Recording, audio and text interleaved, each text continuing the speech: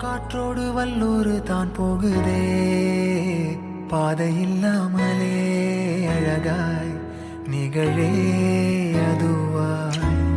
நீரின் ஆழத்தில் போகின்ற கல் போலவே ஓசையெல்லாம் துறந்தே காண்கின்ற காட்சிக்குள் நான்